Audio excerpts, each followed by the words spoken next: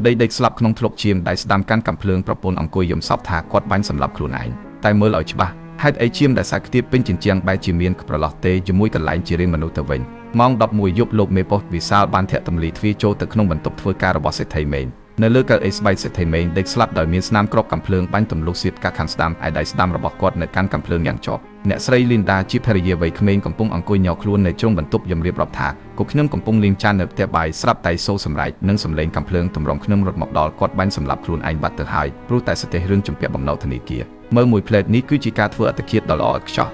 គ្មានស្នាមកោះកាត់ទ្វារចាក់សោតពីក្នុងតែក្រសែភ្នែកដ៏មុតស្រួយរបស់លោកមេប៉ុស្តិ៍វិសាលមិននីចាញ់បបឆាក់ល្ខោននេះទេគាត់ដើរទៅពិនិត្យជញ្ជាំងខាងក្រោយសពឈាមបានសាច់ខ្ទាបពេញជញ្ជាំងប៉ុន្តែនៅចំកណ្ដាលស្នាមសាច់ឈាមនោះមានដានផ្ទៃមួយកន្លែងដែលគ្មានដំណក់ឈាមសោះ Void Pattern អ្នកស្រីលីនដាវិសាលងាកមកសួរដោយសម្លេងត្រជាក់ដែលអ្នកស្រីថារត់មកពីផ្ទះបាយមែនទេចុះហេតុអីក្លិនរំសេវកាំភ្លើង Gunshot Residue បែរជាភីចេញពីសម្លៀកបំពាក់របស់អ្នកស្រីខ្លាំងជាងសាកសពទៅទៀតលីនដាបញ្ញាគូតតែប្រឹងធ្វើមុខស្ងួតក៏ខ្ញុំរត់មកអបគាត់ពេលគាត់ធាក់កាំភ្លើងទៅប្រឡាក់ក្លិនកុំកុហកវិសាលសង្កត់សម្លេងរួចចង្អុលទៅកាន់កាំភ្លើងក្នុងដៃសាកសពទី1លោកមេងជាមនុស្សប្រើដៃឆ្វេង Left-handed មើលនាឡិកាដែលគាត់ពាក់នៅដៃស្ដាំនិងរបៀបដាក់បិចលើទៅចោះមនុស្សប្រើដៃឆ្វេងមិនដែលយកដៃស្ដាំមកបាញ់សម្លាប់ខ្លួនឯងទេ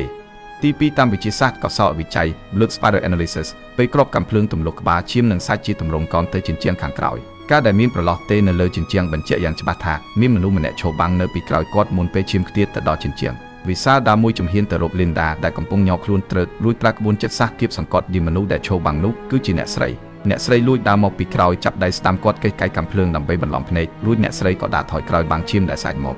ឥឡូវនេះគ្រាន់តែប៉ូលីសយកអាវរ៉ូបដែលអ្នកស្រីកំពុងពាក់ទៅបញ្ចាំងភ្លើងអាវរ៉ូបដំណក់ឈាមដែលខ្ទាតត្រូវនោះអ្នកស្រីអត់ភ្លើប្រកែកហើយគ្រាន់តែពាក្យថាបញ្ចាំងភ្លើងអាវរ៉ូបឈាមលើអាវលីនដាស្រាប់តែយកដៃអបក្នុងខ្លួនឯងដោយអចេតនានេះជាប្រតិកម្មរាងកាយបញ្ជាក់ពីភាពភ័យខ្លាច Kinetic Response ព្រោះនាងដឹងច្បាស់ថាឈាមពិតជាខ្ទាតប្រឡាក់ក្នុងអាវនាងមែនទូនាងព្យាយាមជូតយ៉ាងណាក៏មិនជ្រះពីសាច់កណាត់ដែរទីបំផុតនាងទុនចំគង់សារភាពថានាងពិតជាសម្លាប់ប្តីដើម្បីយកលុយធានារ៉ាប់រងទៅរស់នៅជាមួយសហាយមែនជាតោអាចមានភាពឆ្លាតវៃក្នុងការរៀបចំឆាកល្ខោនប៉ុន្តែដំណក់ឈាមនិងទម្លាប់ប្រចាំថ្ងៃរបស់រាងកាយគឺជាសាក្សីស្ងៀមស្ងាត់ដែលវេកមុខជាទៅបានជានិច្ចចូលអ្នកវិញពេលមើលរឿងឃាតកម្មតើអ្នកធ្លាប់ចាប់អារម្មណ៍ពីទីដៅនៃស្នាមឈាមដែលសាច់នៅលើជញ្ជាំងដែរឬទេ